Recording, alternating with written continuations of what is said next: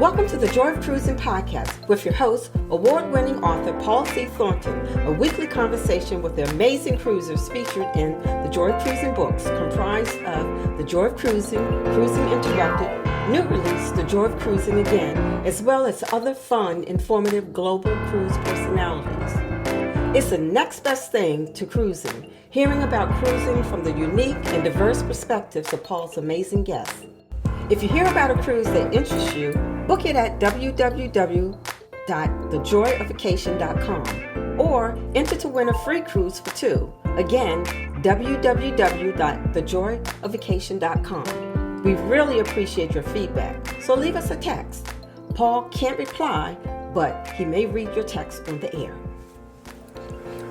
Hello, passionate cruisers. This is Paul, and this week on the Joy of Cruising podcast, I present to you something quite different than what you are used to hearing from me. It's a cruise news story, an absolutely amazing one. First, let me welcome to the show Cailyn Gault. Cailyn and her husband Joshua are from Tulsa, Oklahoma. Joshua is an entrepreneur in Tulsa who is a central figure in said cruise news story. But he won't be joining us today because he's, as entrepreneurs are, very busy. I don't normally cover cruise news. I'll leave that up to others who are renowned and much better than I am about covering that sort of thing. However, Cailyn and her family story transcends cruise news. It was covered extensively worldwide by mainstream media. Besides, one topic I do like to bring to the cruising community are human interest stories. And Cailyn's story is a human interest tale on steroids. Let me summarize before I bring on Cailyn to give us the real deal. In July of this year, Cailyn and her family of 9 embarked on Norwegian Encore for a family reunion cruise to Alaska. In total, 16 relatives were on the ship at a total cost of $30,000.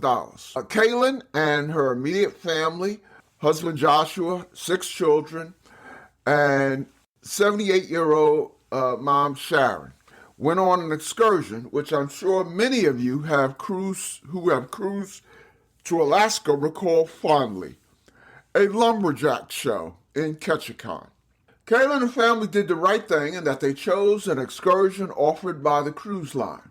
I always recommend on various Facebook groups that it's best to choose an excursion offered by the cruise line versus an independent excursion because cruise line excursions come with a promise to never leave the port without you. Upon the end of the lumberjack show, Cailyn and family went to board the shuttle bus back to the port, but it was full and they were told to wait for the next one, which never came.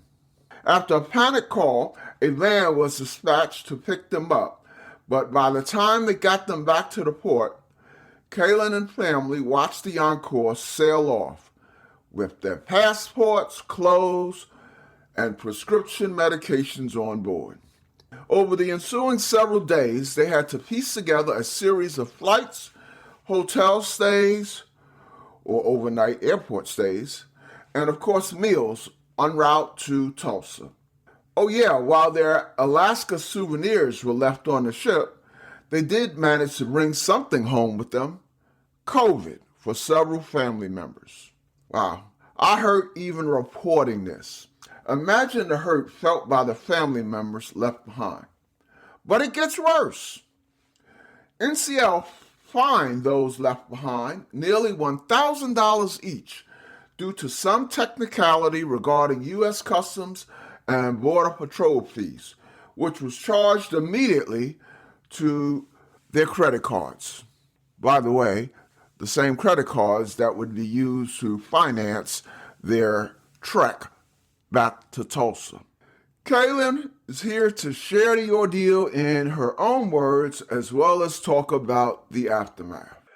Welcome, Cailyn, to the Joy of Cruising podcast. Hi, Paul. Thanks for having me. It is so good to meet you virtually. How you doing? And how's your family doing? We're doing well. It took us about a month and a half, about 2 months to recover, and got back into the swing of things with school, and the kids are all doing very well. Thanks for asking.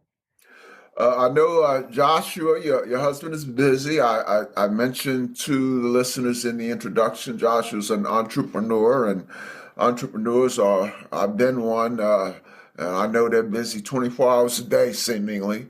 So, give him my best.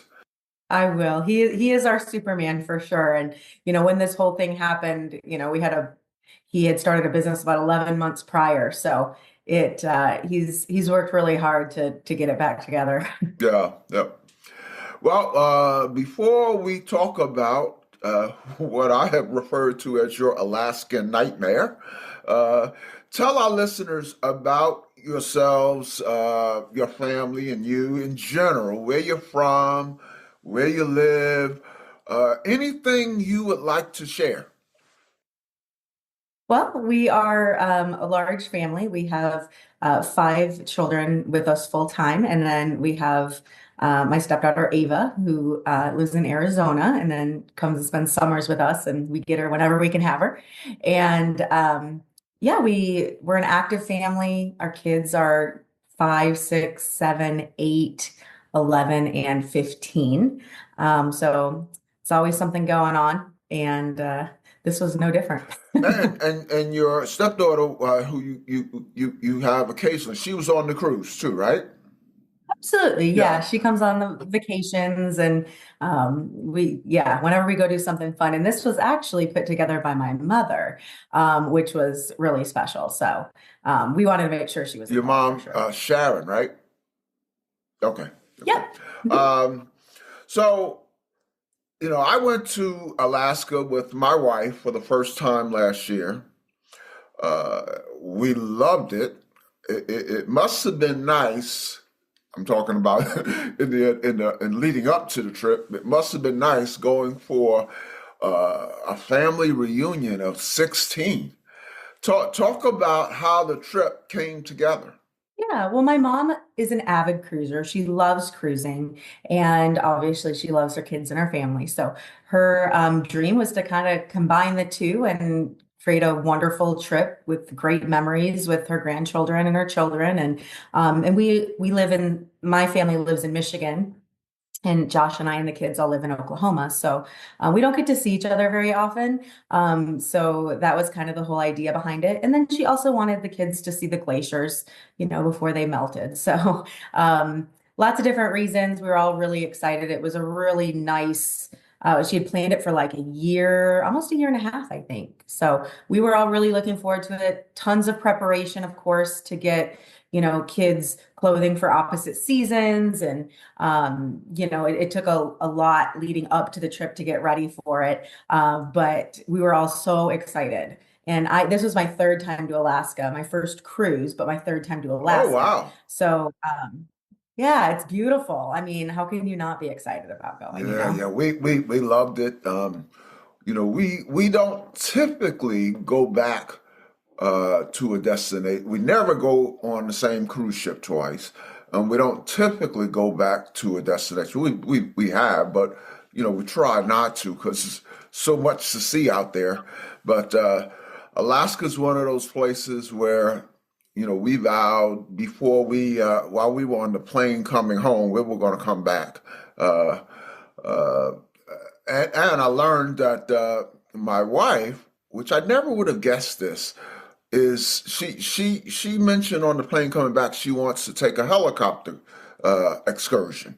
And a lot of people who were on our ship, had done that, and they were talking about it, and my wife volunteered that, and I said, "Oh, well, that's all the reason we need to go back," because I never knew that she was interested in that. Did you all take a helicopter excursion by any chance? We did not. I remember though, as a child flying in and out of Alaska, and just the mountains are just breathtaking from the air. I mean, you see so much more that way, in my opinion. I definitely would recommend it. I've done the helicopter tours in other countries, Africa and things like that, and I just think it gives you a totally different perspective. So it sounds like, Cailyn, you are quite a traveler. So before we get into your cruising background and specifically Alaska, I mean, say something. I've already heard you say this was your third time to Alaska. You just mentioned Africa, so you're kind of like casually ticking off places that I have on my bucket list. What's your travel background? Well, my father was just he loved to travel and he always took us kids with him. And then I've been to I think about 32 countries. Wow. Um, and so I tried to get as much done before I had kids as I could. Studied abroad in Australia, um, drove a motorhome through New Zealand, and I love, skydiving and bungee jumping and, back in my 20s, being stranded in Alaska would have been exciting, but when you have when you have six children and your mother with you, it's not as exciting as it is exhausting and terrifying. So there's that. But yes, I have traveled quite a bit. I love to Yeah, travel, and I hope to instill that in my kids. you're quite the globetrotter. Maybe we'll have you back on to talk about something much more what's uplifting than your what I probably overstate as your Alaska nightmare. I'd love to, Paul, anytime. So was your family cruisers before this trip? Yeah, they've all gone on quite a few cruises. Um, and traveled internationally and such. So for my kids, this was their I think this was their third cruise. So they kind of but both of the other all of the other cruises were on Royal Caribbean and or it might have been their fourth, I don't know. But all of the other cruises were on Royal Caribbean, and this was our first time on Norwegian. So we didn't really know what to expect. We researched the ship as much as we could. It looked pretty kid friendly. So we told my mom that go ahead and go for it. And so that's how it kind of all Uh, started. I just want to say before we slam Norwegian or I slam Norwegian, I've gone on Norwegian several times and I've always had a good experience. So but we'll get to that in a minute.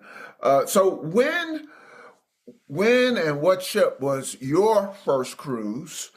And then I want to talk about when and what ship was your first cruise with the family, or maybe they're the same, but I doubt it based on So you sounding like a globetrotter. no, my first cruise, I was in middle school. Wow. And it was on, I don't know the name of the ship, forgive me, please, but it was on Commodore Cruise Oh Lines. I wow. don't even know if that even exists No, anymore. no, no. But I just remember the midnight buffet was amazing. Glorious back in those days. Yeah, and you said your parents were traveling, or you Mhm. said your father's traveling. So, Yeah. so, so, so, how old were you? I was in middle school, so I think Middle school. seventh Okay. grade. Yeah. So you probably don't have a lot of recollections of it. When was your first cruise that you recall a whole lot? Yeah. I actually do remember more than you would think. They're good core memories, and I think that's Good, good. probably. Tell it. Share something with us. Oh, I remember my dad participated in the contest on the cruise and he went beer for beer with the cruise director and that just went all bad. Um, Yeah, that was the oh, good old days. They wouldn't have that today. yeah. Somebody tried to sell my brother drugs in Jamaica and he was like 15. That was fun. I mean, you just remember all the little, because they're just not normal everyday stuff. So that's always fun on vacations. But my first cruise with the family, we took the kids to the Caribbean. Um, when was it? It was January of last year.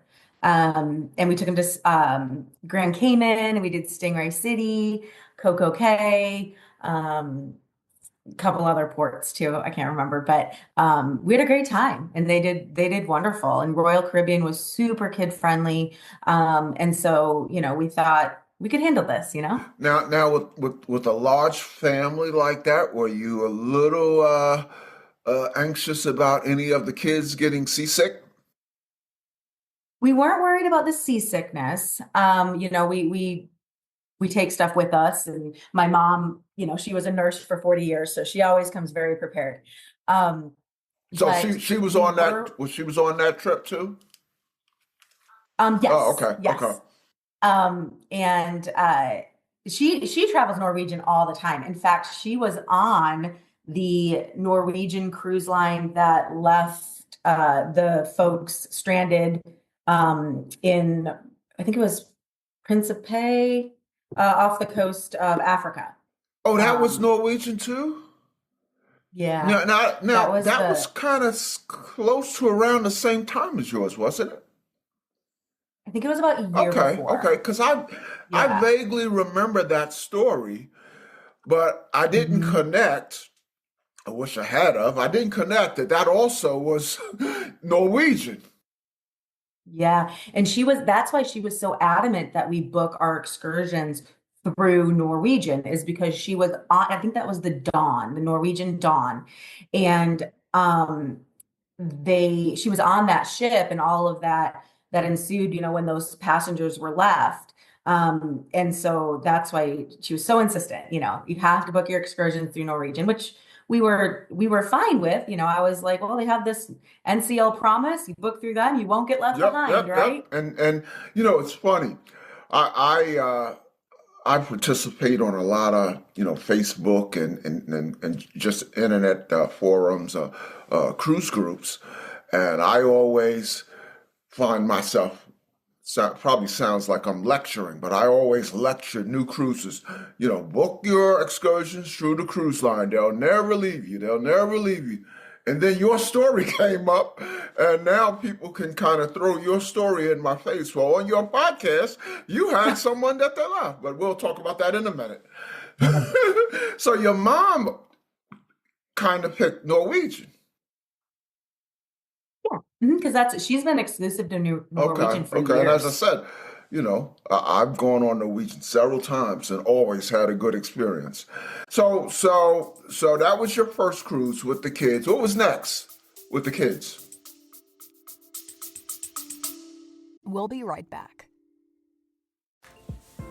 The Joy of Cruising podcast guests receive a gift sponsored by GigSky of a 3 gigabyte cruise plus land data package valued at $60.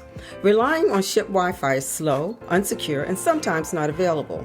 And at foreign ports, travelers don't want to pay their carriers high fees. GigSky provides a solution that will save them a significant amount of money. To get your own data package usable on the ship or in ports, here is my link to GigSky.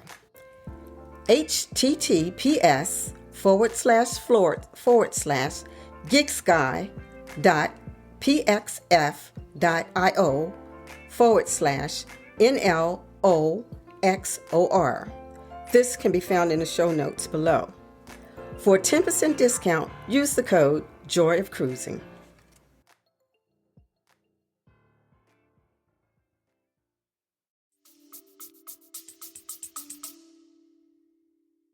With the kids, so they went on a cruise with their grandparents, and that was out of Galveston. And then what? Well, Disney wasn't a cruise. That was Disney World. So then there was that. But we've traveled Okay. with them quite a bit. So we kind of know, kind of what their needs are and how to prepare for them. And our biggest thing wasn't necessarily the seasickness. It was the rooms, because initially we had booked rooms that were adjoining, because there are so many and they're so young. Well, there was a mix-up. Norwegian canceled those rooms and rebooked us in rooms that were down the hall from each other. And so that was a challenge, because now we had to have an adult in Oh, both rooms at wow. all times. So that really impacted our ability to really do much, um, because we couldn't, we didn't have a big enough Mm-hmm, space mm-hmm. for everybody. So that was our main concern. We found that out about a week before we left, was how are we going to manage room?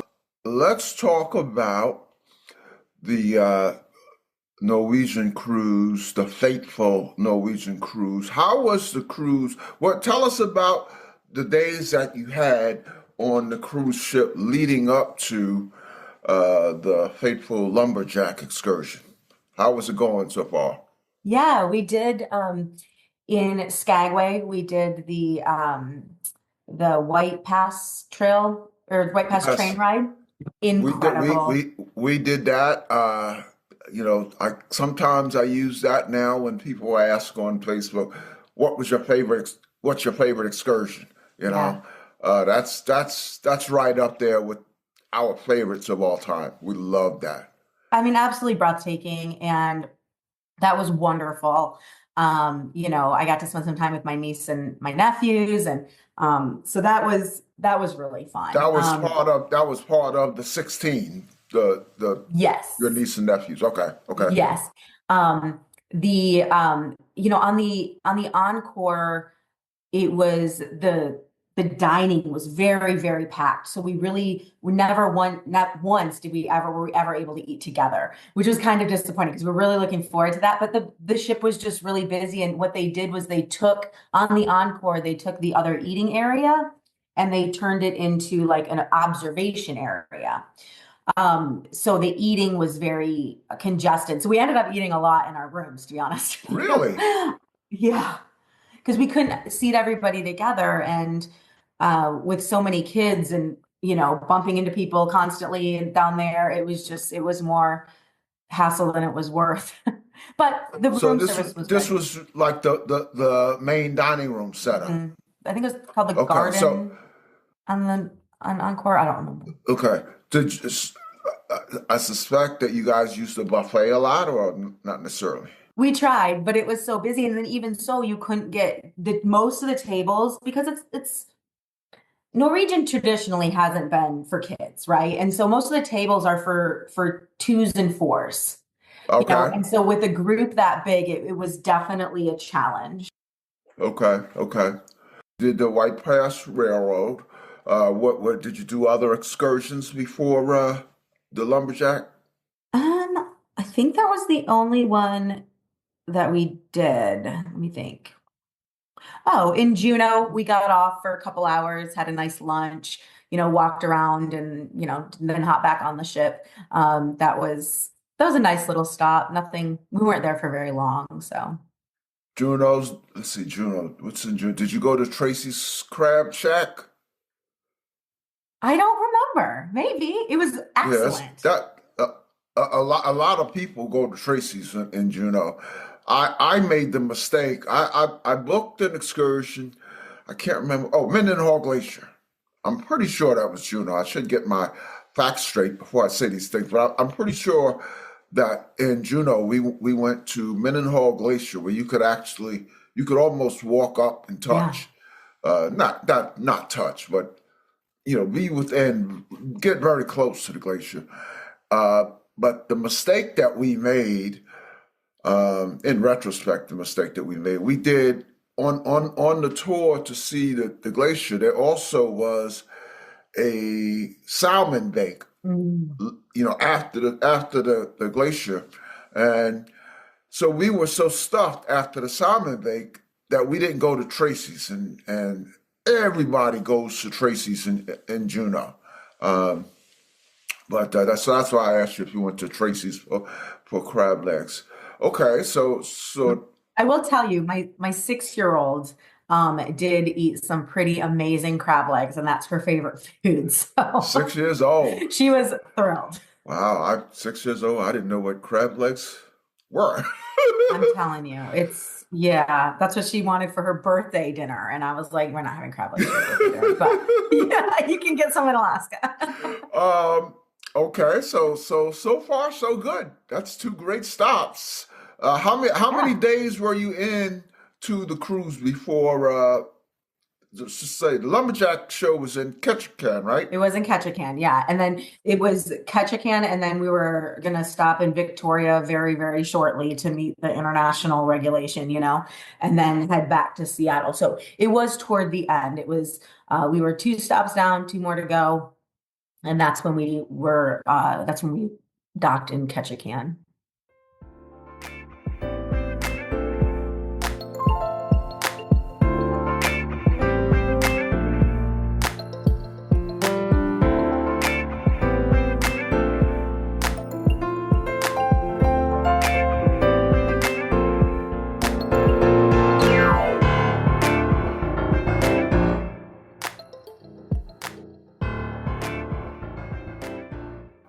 know that all of your immediate family went on the excursion to the lumberjack show.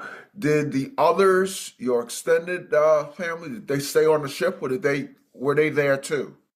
No, they did. I don't remember exactly what they did, but they were not with us on the lumberjack show. We just went because it was the thing, in Alaska, the excursions are so expensive. And so with, all these kids, we just wanted to pick easy, low stress excursions that the kids would enjoy. Uh-huh, So uh-huh. they wanted to do more adventurous things. So it was just my mom that went with us on that one. Okay, okay. And well, did you enjoy the show? It was great. Yeah, it was super fun, The show's the calm before the storm. Right, So did you at exactly. least enjoy the show? Yes, it was great. It was very entertaining. The kids laughed and they participated and yeah, it was great. I would definitely recommend it. In Ketchikan, Norwegian built a port outside of town. Most people think of, Ketchikan, oh, well, you dock right in town there and it's easy. Well, not Norwegian. So Norwegian has their separate terminal. It's called Ward Cove, and it's about a 20-minute drive into town. And there was a ton of construction. So we took shuttles into town, and when we got off the bus, we asked the bus driver, we said, "Hey, are you going to be the one picking us up afterwards?" He said, "No, just make sure you're back by," and I don't remember the specific time, make sure you're back by this time, and then the bus will pick you up and take you back to the ship. So, we tipped him and went on our way. Well, the show has one way in and one way out. Well, since we had such a large group, the only place that we could sit was in the far back corner. So we hiked all the way up there and went and sat up in the corner. But then when it came to get out, we were the last ones out of the venue because there's only one way in and one way out. So once we got out, kids had to go to the bathroom. We made it back to the bus stop by the time that he had told us to, and we got back, and it was just chaos. People were clamoring to get on these buses, and somebody came off the bus and said, the bus is full. The bus is full. You're going to have to wait for the next bus. So there were tons of people there. We're like, okay, well, surely there's going to be a next bus. And so the bus left, and we waited for about 10 to 15 minutes, and everybody was just dispersing. And we're like, where are all these people going? They were obviously cruisers.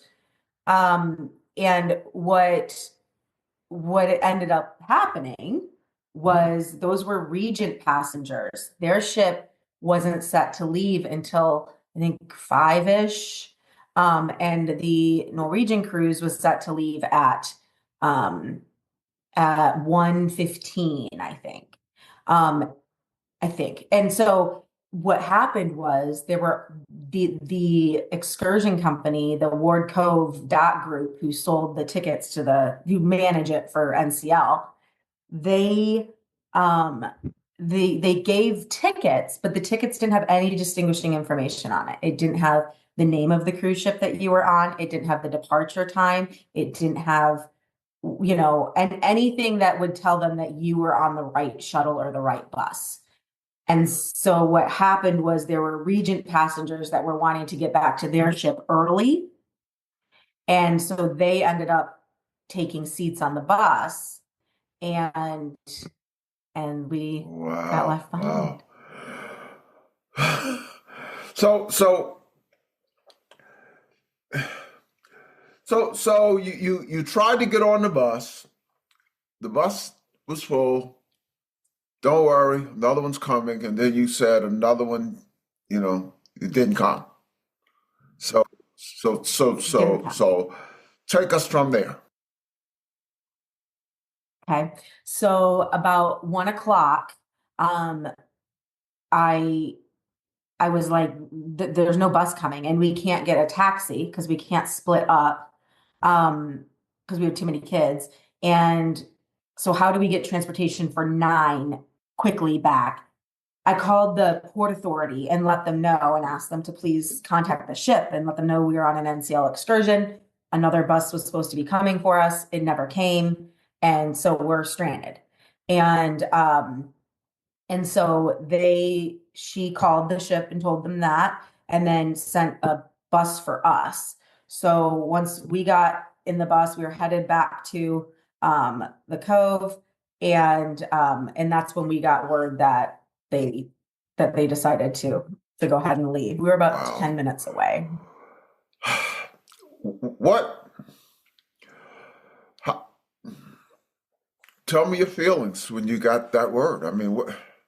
I can't even, I can't imagine it. I was So, a lot of times when people tell me things, I can say, oh, I can imagine that was wonderful. Or that. Your situation, I can't even begin to imagine what it was like. So talk about it. um So imagine leaving your house. You're supposed to be out of your house for about 2 hours, and then suddenly finding yourself thousands of miles away from home with 6 children and your mother-in-law, and with nothing, and I was shocked. We had talked, we were on the phone with the ship. We were talking to them. We told them, we have 6 children, my elderly mother, and we have, one, two, 5 people on four on daily medications that are needed. And please hold the ship. We're on an NCL excursion, and the answer we got was, they said, oh, you're on an NCL excursion? And we said, yes. And they said, well, we got a report that all of the passengers from the excursions So I have been didn't accounted for. realize that you were actually in contact with the ship. I thought you were only in contact with the Port Authority. So the ship actually knew you were still there. Wow. I'm shaking my head. It's a good thing this is not a video podcast. It's shocking. It was totally I'm speechless that they knew you were there. I thought, I mean, nothing would make this acceptable to me, but I was thinking it was a mistake on NCL's part. That doesn't sound like a mistake. That sounds like something else, and I'll leave that to others to say what that something else is. But that's not a mistake. They talked to you. Yes. So I think, and I don't know, NCL has not been forthcoming of the inner operations and the mistakes that had happened. But what I surmise is that the corporate in Florida is who makes the decision, and they do it based on some maybe checks and balances from their excursion operators. And if the excursion operator is based on a head count, is that really a sufficient way to account for passengers in this type of situation? I would say no. So they didn't, it was my conclusion from this whole thing is that they really need to take a page out of Disney's or Royal's playbook as far as, organizational management, because they just didn't have the systems in place to safely account for all of their passengers. So you got this word. Well, we just kind of left. I mean, essentially, it sounds like the words you got while you were still on the Port Authority transportation. Yes, we were on the bus with the Port Authority, and Josh was on the phone with the ship, and he kept getting calls in from a random number. And so he didn't pick it up because he's on the phone with the ship, and I'm managing the kids, and what I think that was corporate calling him. But he wasn't going to get off the phone with the ship to answer a call that may or may not be a spam call, Right. So I think there's just a failure. They don't have the proper systems in place to deal with situations like this. and they really rely on those excursion operators. But then when the excursion operator fails, there's no assumption of responsibility. So was there any, did you consider, what was the next port? The next port was Victoria. And was there consideration to going to the next port? Yes. So once they told us that they pulled the gangway and that they were leaving, the Port Authority representative turned the shuttle around, or the bus, and took us back to the Port Authority.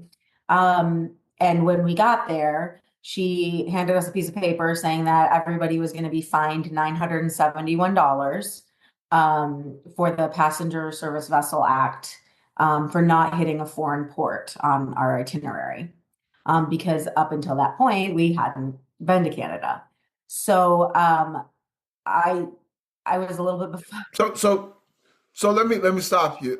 Let me interrupt, Cailyn. The $971, that was some kind of, I think I referred to it in my intro or somewhere as a technicality. That was some kind of fee that was being charged to you all because of a technicality, i.e., not stepping foot on a foreign port.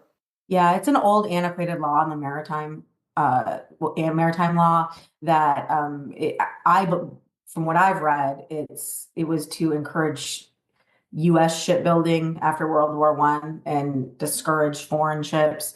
And so it's really not relevant to travel to, to vacationers, I guess, but that's kind of how they are using it now. So it's just an old law in the books. And so they passed that on. And so she told us that we would be charged for that. And but I wasn't really worried so much. I mean, we'll get through that. Obviously, this wasn't our fault. And so there's got to be some sort of, reimbursement for stuff like this, And my concern was, what do we do? We have no medicine, we have no toiletries, we have no clothes. We are missing 2 of the 9 passports. Josh and I had them for all of our young kids and ourselves, but we were missing 2. And so we couldn't meet up with them in Victoria because we were missing those passports. So we couldn't go straight home because then we would be separated from our medications for longer. And we didn't have a contact at Norwegian to give us any sort of information. How long would it take to ship our bags back to Tulsa? How, would it take, could they overnight them when the ship got in, or would it take 3 weeks to get our bags back? We had I called Norwegian at the Port Authority, and I just got a customer service rep, and they said the department that handles this will have to send you an email, complete the link, and somebody will get back with you on Monday. So at this point, Victoria was out because of the passports, it sounds like. So now the wheels were turning in you and Joshua's head about getting the family back to Tulsa. Wheels were turning is a nice way to put it. More like our brains were falling out of our head. But yes. I don't mean to laugh, but well, we can laugh after the fact, yes. But yeah, oh my goodness. So talk about the ensuing days, not to bring back bad memories, but what were the highlights? Probably no highlights, but what were the lowlights of your trek back to Tulsa with a family of 9, with no clothes, no toiletries, no medicines, lacking all your passports? Tell us as much as you're able to get out.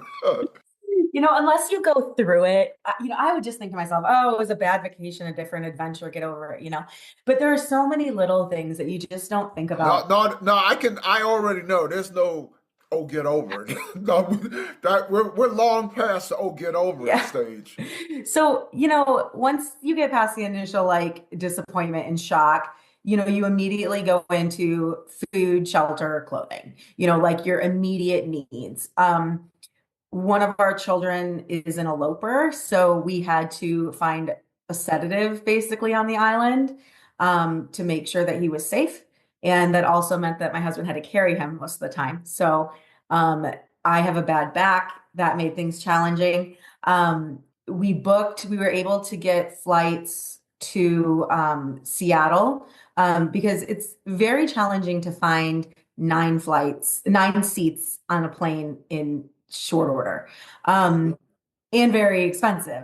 And that morning, well, so I'll go back to that, but but even if you find them, they're not together. So we were all seated all over the plane, and kids were having accidents because they didn't have anybody to take them to the bathrooms. And it was just, everybody was so discombobulated. Because we were basically stranded and homeless for 4 days. We didn't have any transportation. We had to arrange everything. And, with no help with the logistics, that was probably the most stressful part, is how do we supervise these children in all of these strange places and handle the logistics, at the same time. And that was the biggest challenge. Now, were there also some challenges from a financial standpoint? I mean, didn't that 971 get charged to your credit cards automatically or not? Or Yeah, no? so the next morning we woke up at a hotel because the Port Authority did. I imagine typically what happens is the Port Authority sits down with a couple that gets left behind, and and helps them book their flights and things like that. In our case, that wasn't an option. We had 6 kids that were super hungry. We were supposed to get right back on the ship and eat, and so they were all hungry. They were all emotionally dysregulated. They were all scared, like, what's going on? Where's all of our stuff? And so we had to manage that. We didn't have the quiet time to sit down at a desk and iron out logistics for 2 to 3 hours. So we just told her, we have to get these kids fed. We have to get them somewhere stable and safe. And so she drove us to a hotel that had a room. But that was the last of it. Everything else was on us. And we got some flights that were then canceled. And so we had to rebook, and we had to Ketchikan is an island, so we had to take a ferry to the airport. Then we flew from Ketchikan and flew to Seattle, where we had to book another shuttle bus to take us to the port, get all of our luggage, then take us, and we had like 13 bags. So all of that, then back to the airport again, and then we stayed at the airport and then flew to Chicago and then to Tulsa. It took us about 4 days to get home. And we ended up, there was a tornado warning at one of the airports, and it was what can go wrong did. Now, did I read? I know you had some hotels in there. Uh, I think I read that you had 1 or 2 nights in the airport. We had one night in the airport, yeah.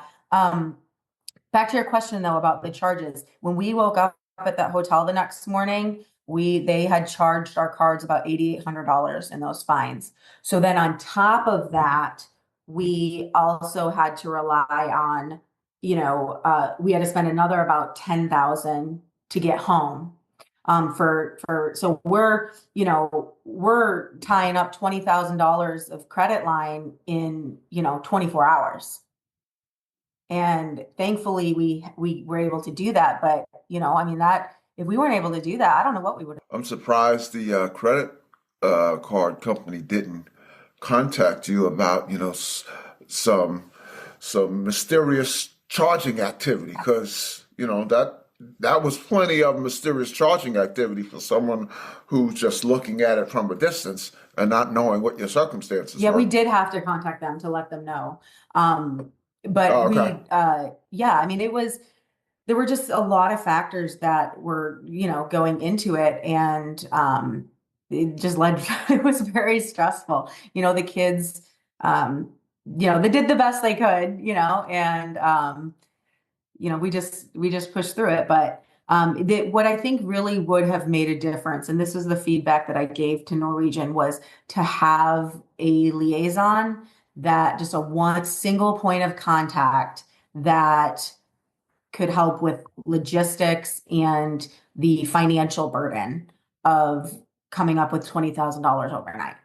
So I was just going to ask you, in that 4-day trek from Ketchikan to Tulsa, did you talk to anyone?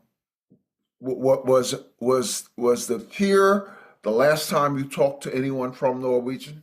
No, I spoke to a couple representatives over that time period, but nobody knew what to do. Nobody could help. It all goes through their client experience, and it was a weekend, so they're not working.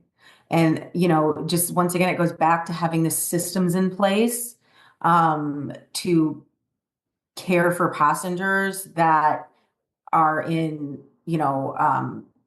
troubling situations. When we get on these ships, we take the NCL promise seriously. Like they are, we're getting on the ship and we're entrusting our safety to this company. And when they let you down, it has huge consequences, and they don't have the systems in place. At least that wasn't our experience, to handle a catastrophic miscommunication like this.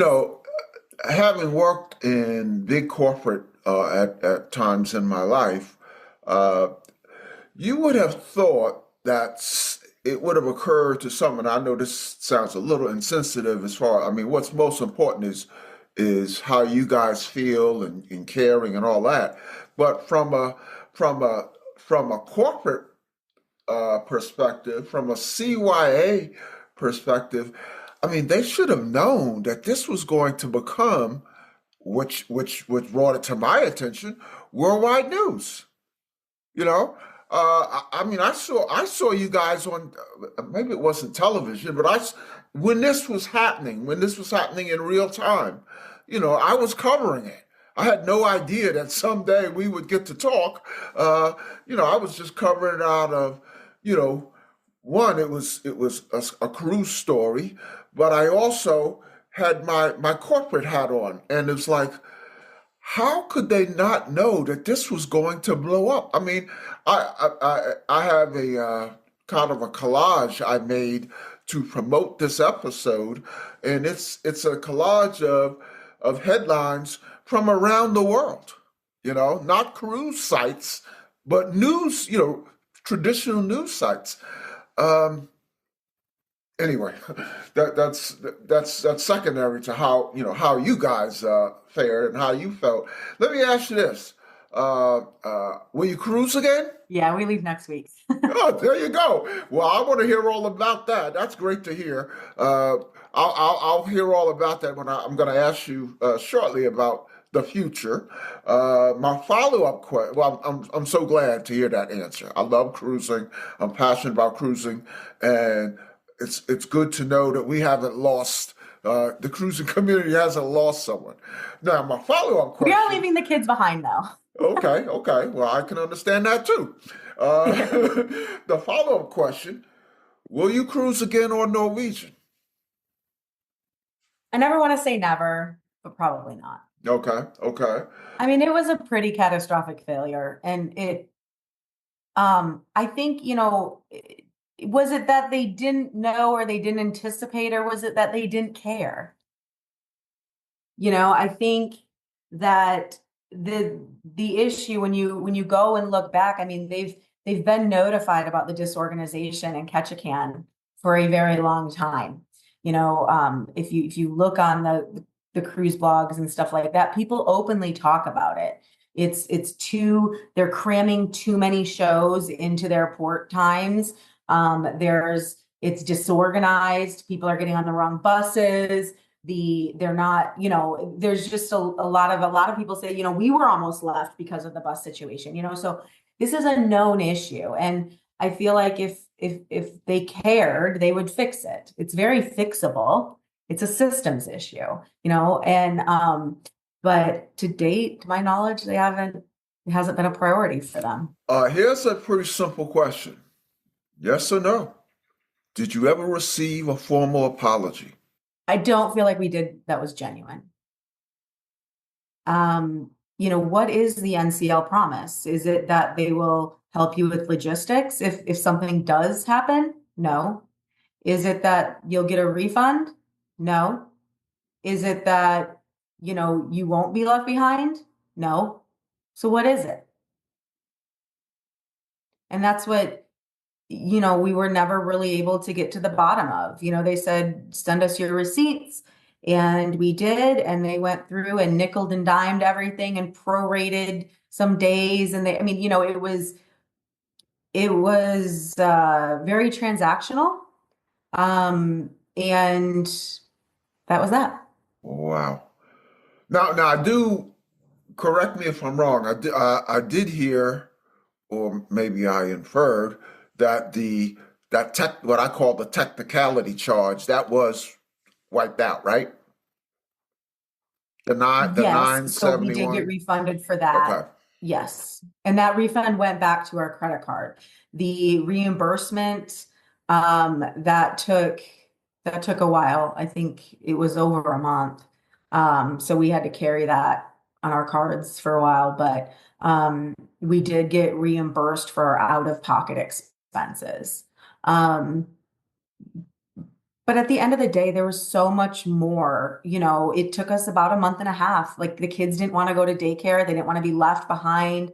Nobody was really sleeping very well. We had to get everybody else back regulated on their medication. I mean, and then my husband, I came back with COVID. And at the time I had an ulcer I didn't know about, but I was really ill. And so, it took our family about a month and a half to recover from from being stranded and not having any assistance getting back financially, emotionally, Let me go physically. back to your upcoming cruise, which I said we Yeah. talk about it when we get to the future part, but you mentioned that your kids are not going. Do you think, or do you know that your kids are what's the right word? Influence their future cruising activity? Is at all influenced by what has happened to them? Are they over it? Sounds like you are over it to the point you can cruise again. Are they over it? Yeah.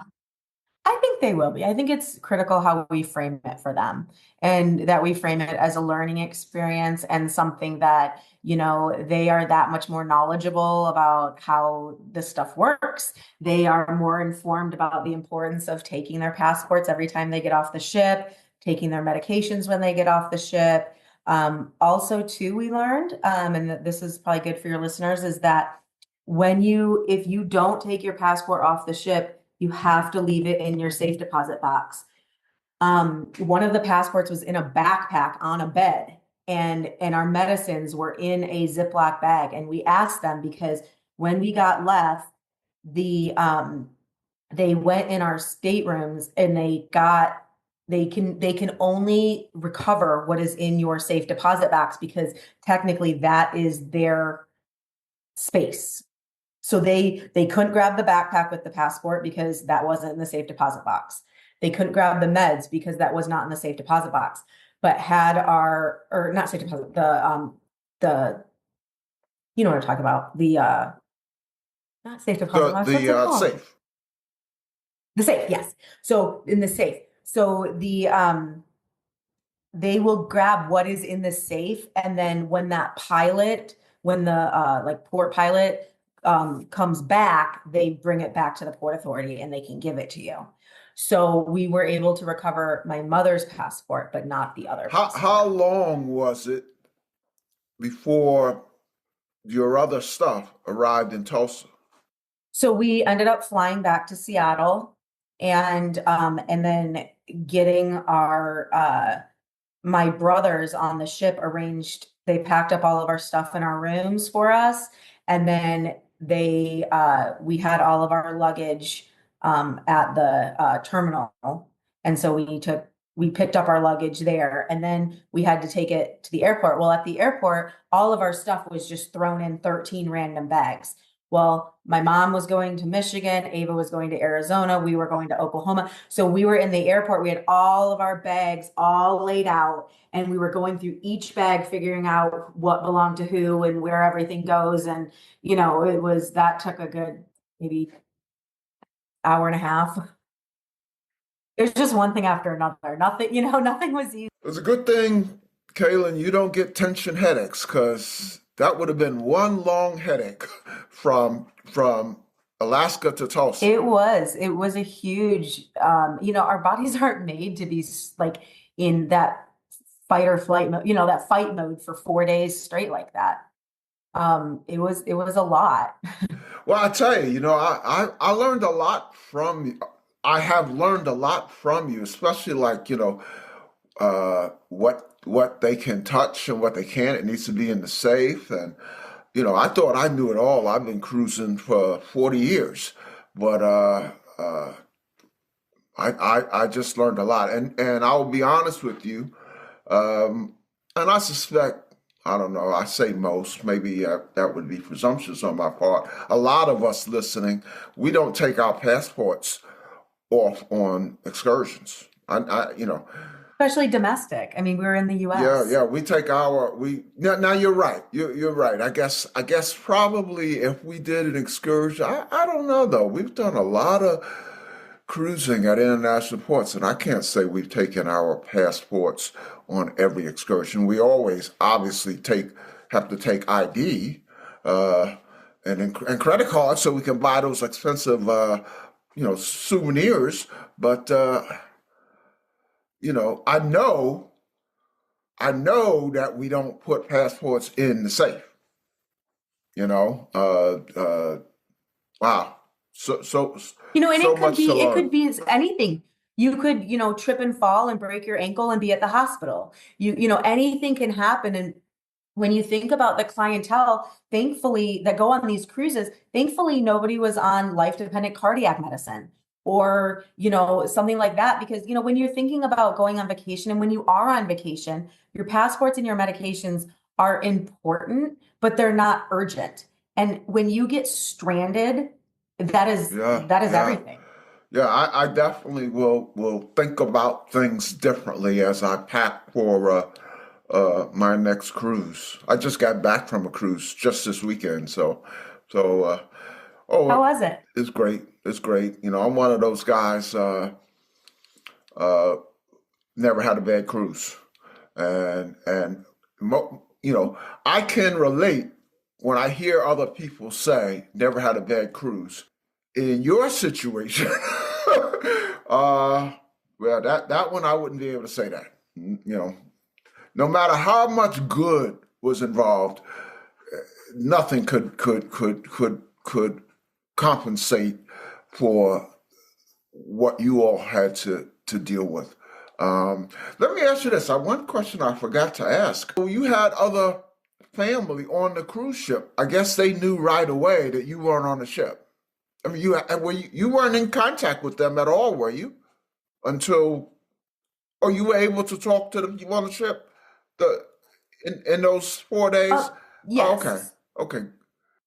Kind of when they were in port, and then but yeah, we did have communication with them, and then a couple other friends that we had made on the cruise, and that's how one of the passengers that was on the bus that they heard the Regent passengers were sitting behind them going, well, I don't think we were supposed to get on this bus. And the other passenger goes, well, it's fine. We can take this one back too. It goes back to the same place.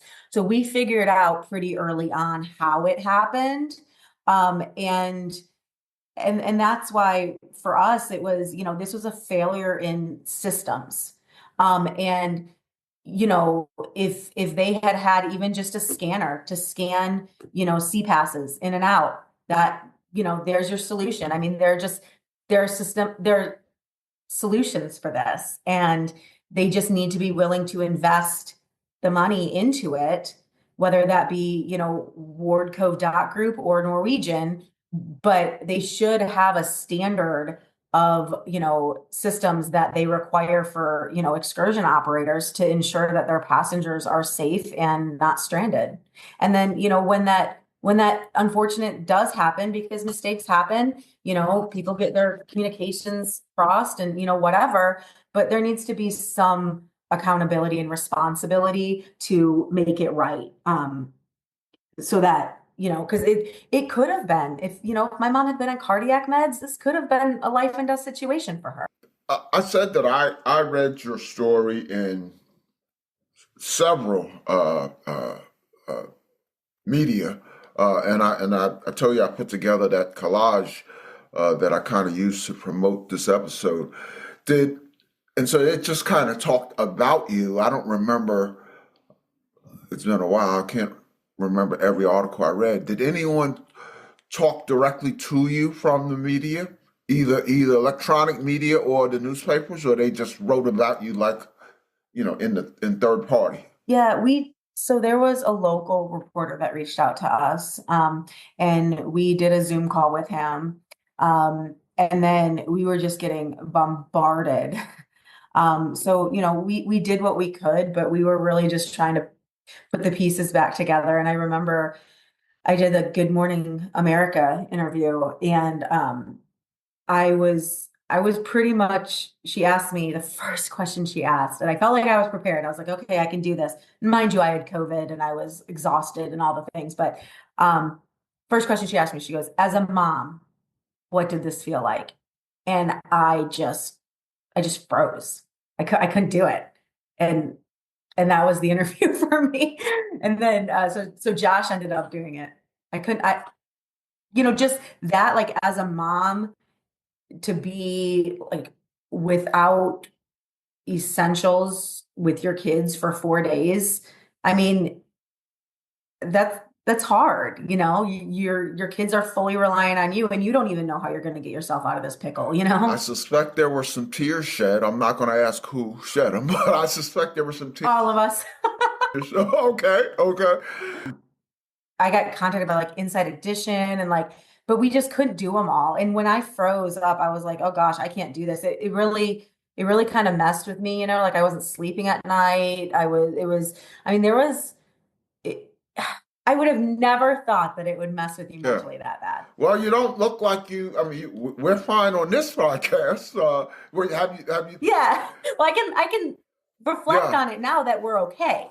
But when you're in that situation and you're, you're being financially devastated, emotionally devastated, and my mom, I mean, just the sheer disappointment after she spent over $30,000 for this trip of a lifetime, and for it to end like this was just soul crushing.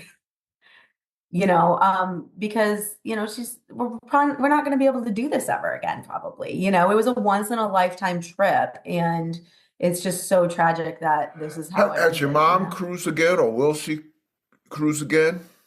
Yes, she leaves in 2 weeks for Portugal on NCL. Okay, so it was already scheduled. Okay, on NCL. So this is not the one that you're on. Okay. Well, let's move to the future. Any last reflections on the cruise before we move to the future? Well, just a couple things. After the fact, I did a lot of, what research and what could I have done to prevent this? And I looked into the trip insurance. Well, the trip insurance, my mother had the trip insurance. That didn't help her at all. And they max out damages at like $20,000. So that really, that's not really going to help. And it didn't help her at all. Nothing. It didn't make a darn bit of difference whether we had trip insurance or not. Wow. Yeah.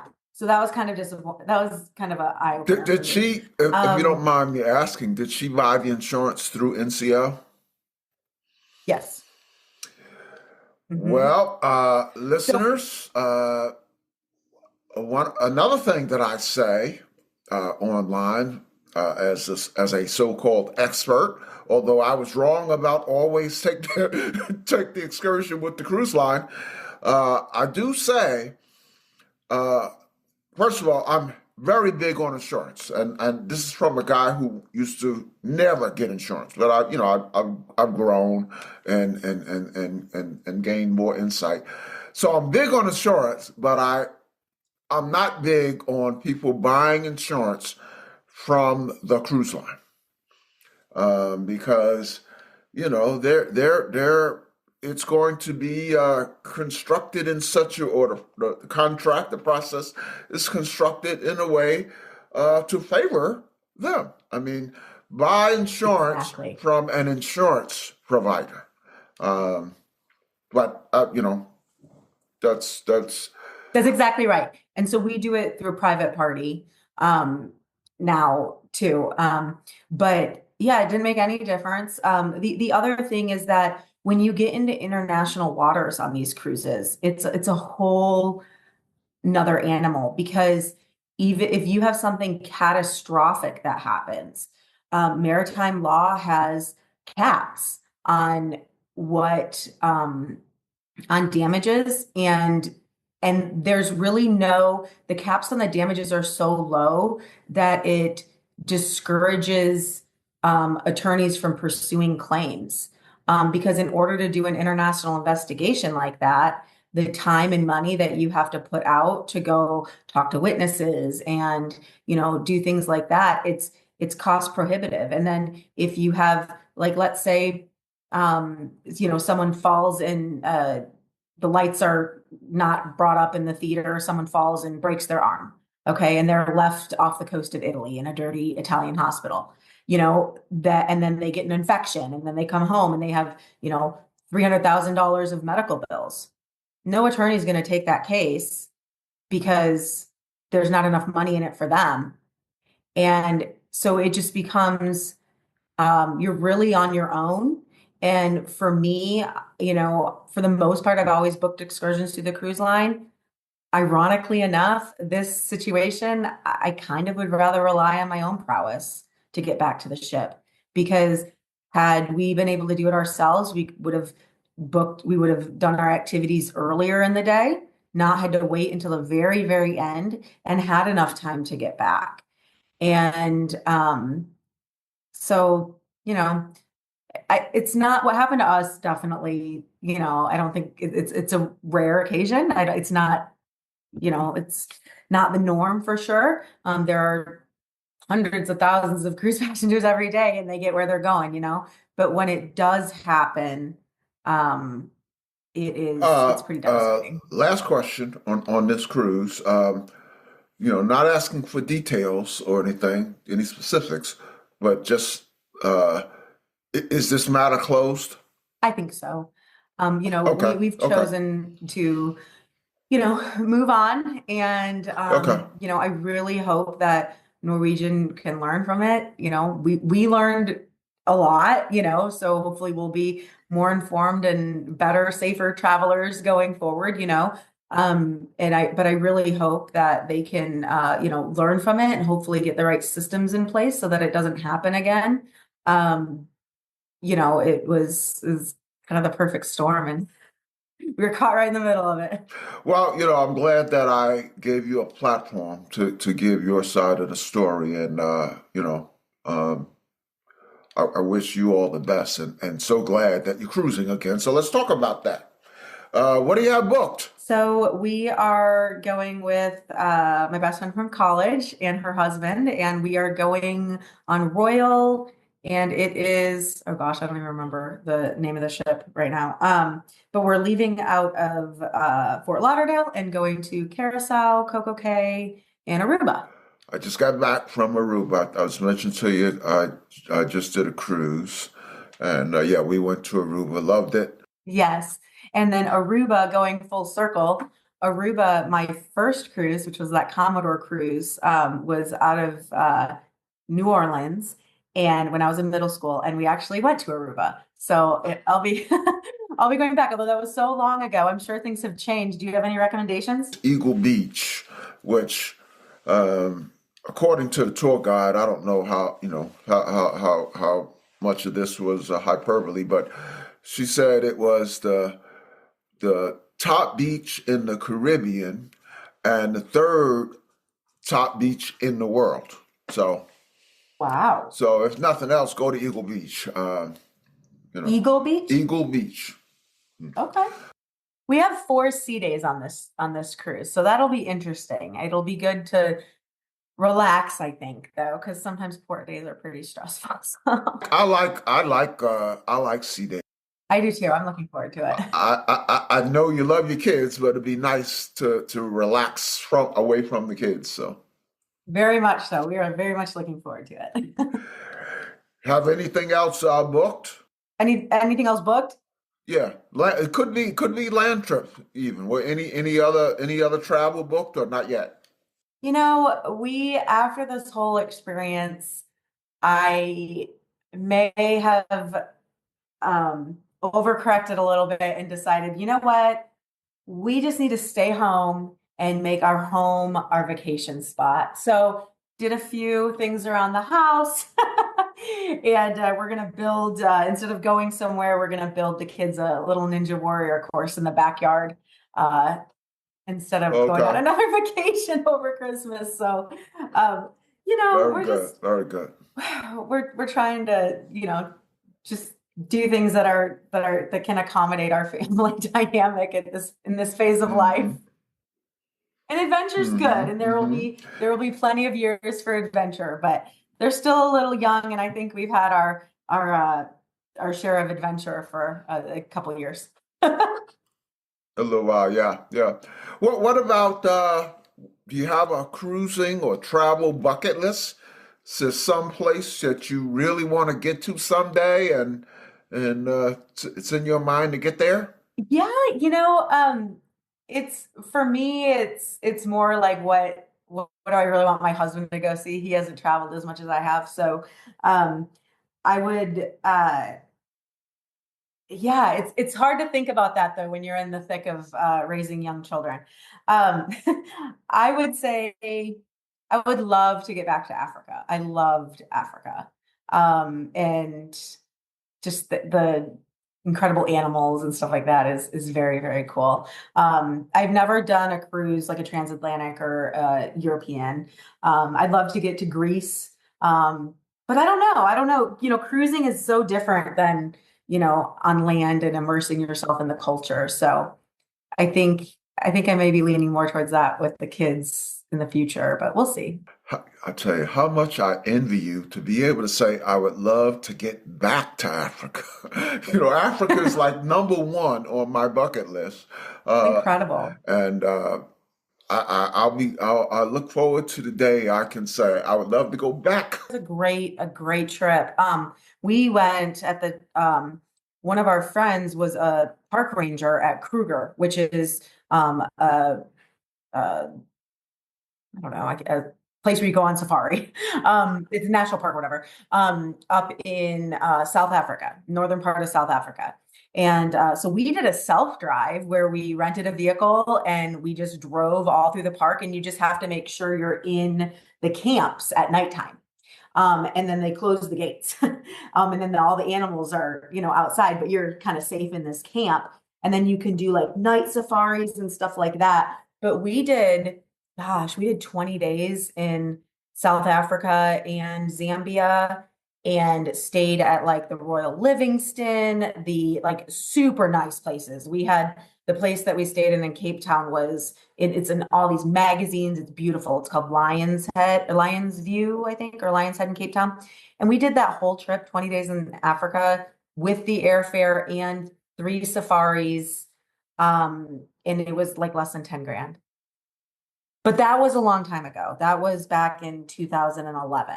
So, but there is a lot that you can like do on your own, but as a travel agent, I may not want to recommend that, but you know what I mean? Like if you just go on your own, you can self-drive like Kruger and a lot of these parks. You just have to be careful that like if you run into like juvenile elephants or something, they can be very unpredictable. So you don't want to get a tusk through your car. That would be very bad. Yes, I think it would.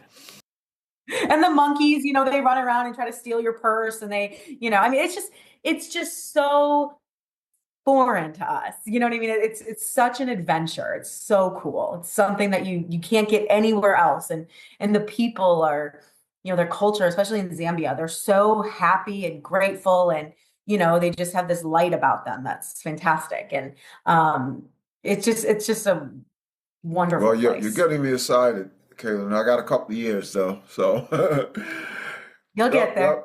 yep. So we like to close with some fun questions, and I wasn't sure, given your challenging situation and this, your experience has been a downer. I wasn't sure if this was appropriate to finish with some fun stuff. But I mean, You got to end on a happy but note. yeah, you really seem to be well adjusted to what has happened to you all, and I'm so glad and so appreciative that you shared your story with us.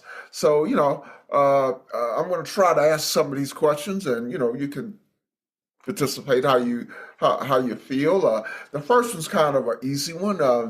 I get a lot of good ideas. What's your favorite cruise or travel drink? And cruise or travel food? Well, this is a hard one because my drinking days are long gone. I went to a Big Ten college, but now I have a lot of kids and medical issues. So, Sure, but sure. I No, it doesn't like have to them. be alcohol. I mean, it could be.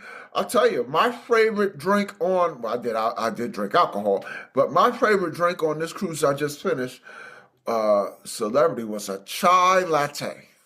Oh, I So, love chai lattes. I usually get the Miami Vice though, oh, or the oh, Goombay Smash. I love Miami Vice, pina colada and strawberry daiquiri. But what's in the Goombay Smash? I couldn't even tell you. I don't Okay, know.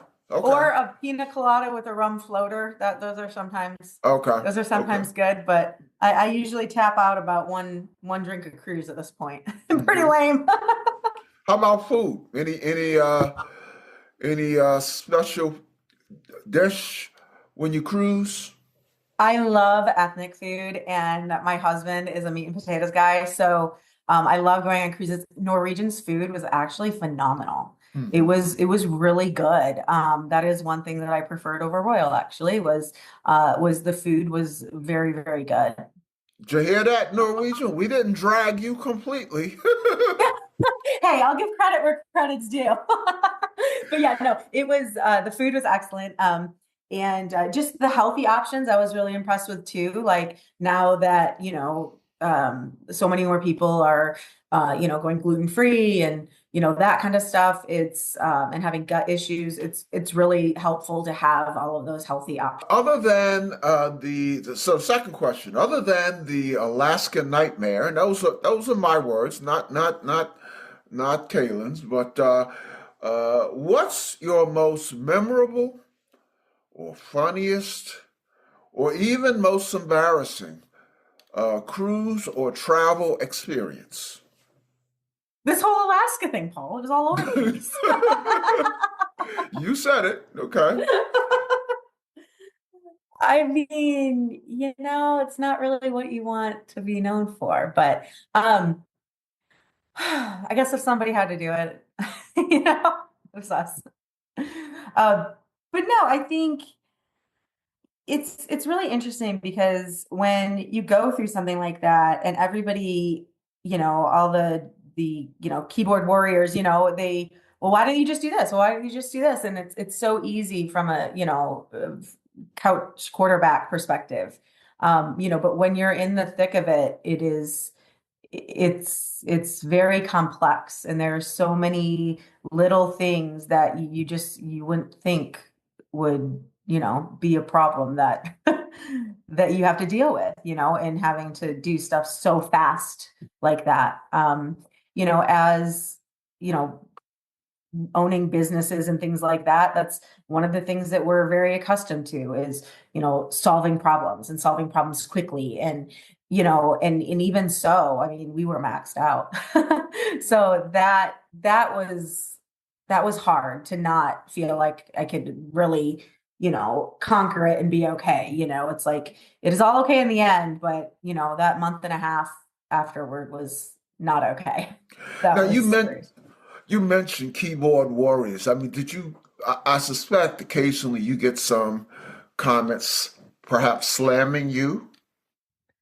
really. I just think that most of the time people just, they're like, well, I didn't see where it was confirmed that it was an NCL excursion, or, why didn't they have their passports? You should always have your passports, and, just things like that. Like, I agree with all those things, but, when you're in a domestic port and you have, a 15-year-old in charge of her own passport in a separate room that you're not, you do have to rely on other people sometimes. And, you don't always have control over everything. And so, you just do the best with the hand you're dealt, and we just, we just got kind of thrown to the wolves there for a couple days. And, we made it back, thankfully, we were able to. And, but yeah, I think that probably that is definitely goes down as our most embarrassing story. Because I have seen, well, I don't know if that was embarrassing, but certainly memorable. Yeah. I mean, embarrassing, nothing that you guys did. I know. But yeah, it's certainly the most memorable cruise experience. I have seen keyboard warriors who take it upon themselves to defend cruise lines in every aspect. And that part I don't understand. I love the cruise lines, but they're not perfect. And there are some folks on the internet, you say one thing about a cruise line, it's like, you said something bad about their mom or something, They're a business, they're corporate. I'm from that world, all corporations are far from perfect. And all people are far from perfect. And I think that the corporations, they have to remember they're in the hospitality industry. They're not in the transportation industry. I mean, they're both, I guess. But, when you book through a cruise line, they are your host, and there are certain responsibilities that come with that. And, the maritime law and how they're flagged in other countries. And when you actually get down into like the nitty-gritty of it, like these are things that they need to fix, in order for people to be safe, and to have a good time. I mean, having a good time is great, but when you get stranded like that, you don't care about having a good time anymore. You care about food, shelter, clothing, and getting your medication, and that's where I feel like they could really improve, is just having that personal connection. If we just had somebody on the phone that could have been like, hey, my name's Mary, and I'm going to be your point of contact, and I'm going to help get you home. What that would have done for us mentally would have been huge. Just having somebody on that end that can advocate for us and tell us what this looks like and what's going on. And hey, we will reimburse these expenses. Hey, we will reimburse 2 rooms since there's 9 of you, not just 1. We will do, we didn't know any of that. We were completely in the dark. And so, we just did what we thought was right and hoped for the best. But it was hard. We were put in a pretty crummy situation. The last for sure. Fun question, I call this an oddball question, and an oddball only in that it doesn't necessarily have anything to do with cruising. So this is for your friends and family and our listeners, of course, to get to know you better. So first of all, let me just say welcome to Cailyn and Joshua's friends who might be listening. I hope you have enjoyed what you have heard, and we'll come back to check out other episodes of the Joy of Cruising podcast. So Cailyn, share one thing that my listeners and your friends and family don't know about Cailyn. Paul, there's really not a lot. We're pretty transparent people. I had one ready for Josh, Paul. Why didn't you ask me about Josh? Oh, well, tell us something we don't know about Josh. I mean, he's integral to the story. Josh is Superman. I don't know. I get up at like 9 a.m. and he's already like done the yard and the dishes and the laundry. And, I don't know. He's incredible. So I'm really grateful that I had such a good partner to go through this whole experience with. Good. I hope that he tunes in right on the day it's released, so he can hear you call him Superman and incredible, because that's very nice of you. He's a great. Thank you, Cailyn, for coming on the Joy of Cruising podcast and sharing your ordeal with the cruise community.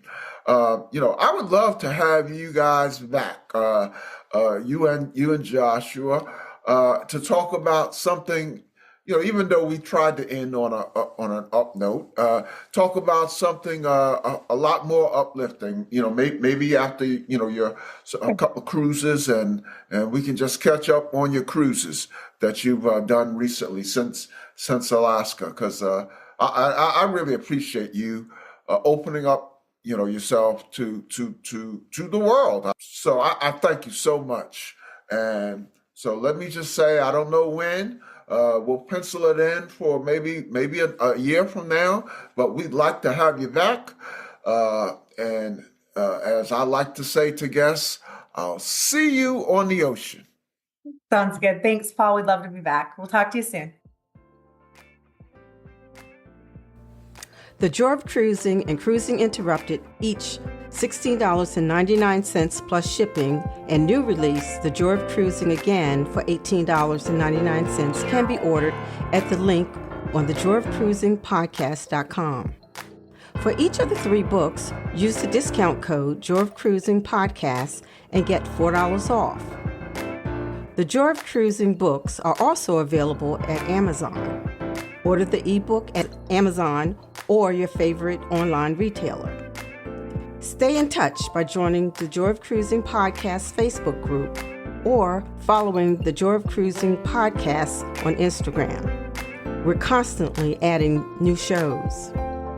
Please leave a review and tell a friend about us.